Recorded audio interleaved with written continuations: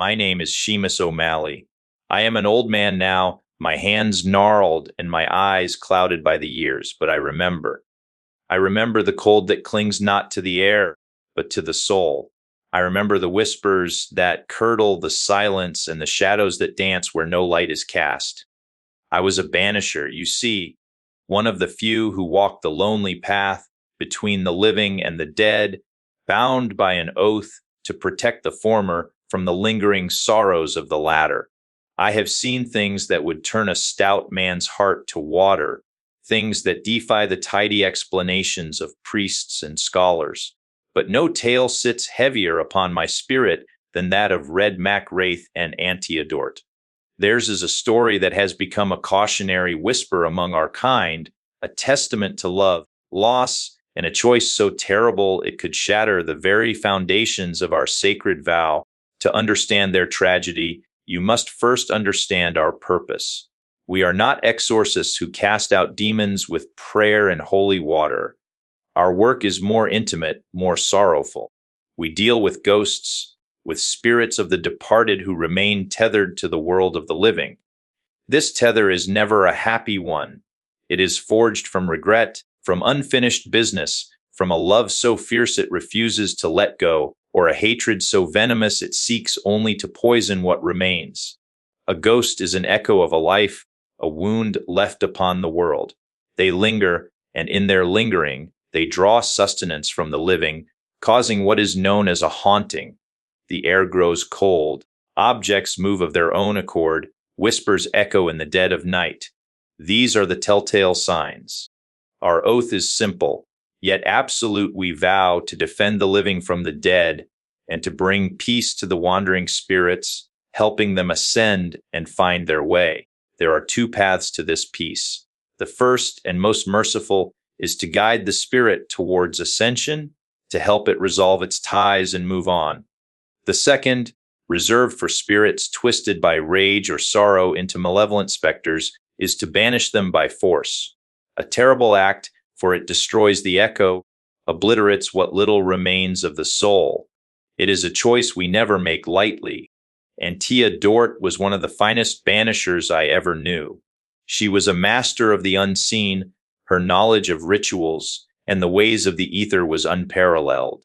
She saw the world not just with her eyes, but with her very spirit. She was the teacher, the guide. Red Mac Wraith, her apprentice and her beloved, was her perfect counterpart. He was the anchor, the warrior. His strength was in the physical world, his skill with the sword and the torch bay unquestionable. Where Antea saw the whispers of the past, Red saw the immediate threat to the living. They were two halves of a whole, a force of unparalleled skill and dedication, bound by a love as strong as their oath. Their reputation preceded them when they were summoned to the fledgling colony of New Eden in the Americas. A curse had fallen upon the settlement and its surrounding lands, a blight that went far beyond a simple haunting. It was a pervasive sickness of the soul, what the old texts call a nightmare. A nightmare is a powerful, malevolent entity, a ghost of immense power that warps the very fabric of reality around it, feeding on the collective misery of a community and spawning lesser specters from its despair. The settlers of New Eden were trapped, plagued by ghosts, and driven to madness by the oppressive gloom. Red and Antea arrived expecting a difficult but manageable task. They were banishers after all. This is what they did. They began their investigation in the town, speaking to the afflicted, piecing together the threads of the curse. They learned of its source, a terrible tragedy, a great injustice that had given birth to the nightmare. But they were overconfident. They underestimated the sheer malice of the entity they faced. In a confrontation with the creature, the unthinkable happened. Antea, the master, the unbreakable, was struck down. She was killed. A banisher's life is fraught with peril. We accept the risk of death. But what happened next was a cruelty beyond measure, a twisted mockery of their love and their oath. Antea did not pass on. Her spirit, bound by the shock of her demise and her profound love for Red, remained. She became a ghost, the very thing she had sworn to combat, the very entity she had dedicated her life to putting to rest. For Red, the world ended. The woman he loved, his mentor, his partner in all things, was gone, and in her place was a spectral echo, a painful reminder of his failure. But Antea was not a simple, mindless wraith. Her consciousness, her memories, her love for Red, they all remained. She was trapped, a prisoner between worlds, her very presence a violation of the natural order and the oath that had defined her life. It was a torment beyond imagining.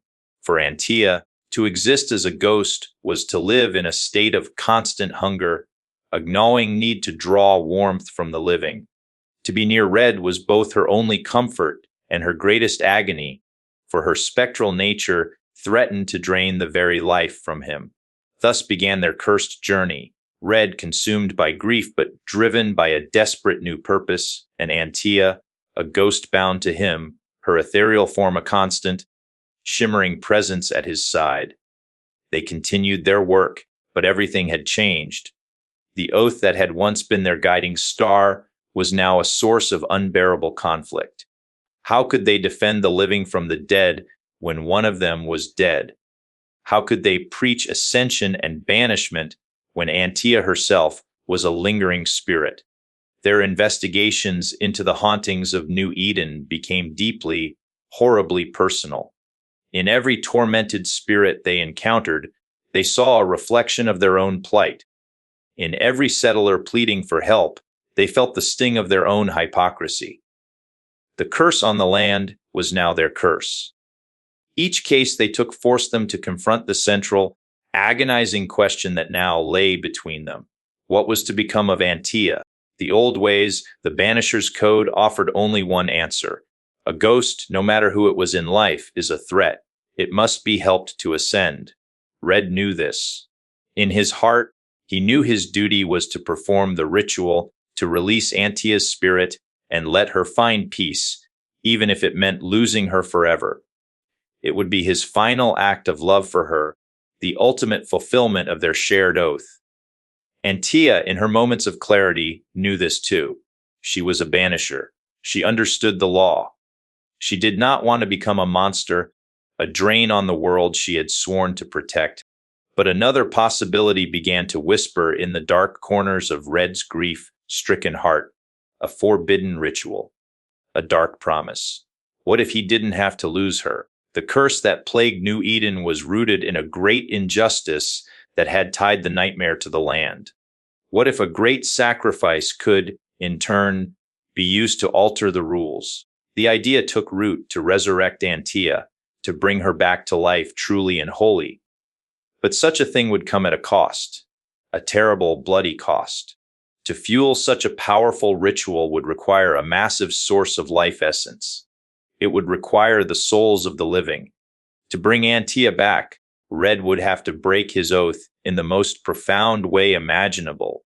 He would have to condemn the very people he had sworn to protect, sacrificing the settlers of New Eden to pay the price for his love. This was the choice that haunted their every step through the fog, shrouded forests and desolate settlements of the New World. With every ghost they faced, the choice presented itself anew. Ascend the spirit, honoring the oath and paving the path for Antea's own peaceful departure, or blame a living settler, often the one responsible for the haunting, and sacrifice them, feeding the growing power needed for the resurrection ritual. Imagine the torment. Standing over a grieving widow haunted by the husband she failed and having to choose. Do you grant the husband peace, an act of mercy that feels like a nail in the coffin of your own hope? Or do you condemn the widow, telling yourself it is justice, while knowing you are harvesting her soul for your own selfish desire? Red and Antea debated, they argued, their love tested by this impossible dilemma. He saw a chance to reclaim their life together. She saw the monstrous price, the perversion of everything they had ever stood for. Their journey became a descent into a moral gray, so thick it was suffocating. They uncovered the truth of the nightmare, the personal tragedy at its heart, a story of love and betrayal that mirrored their own in twisted ways.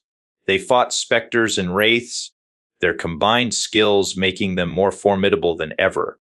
Red's blade and Antea's ethereal powers working in perfect, tragic synergy.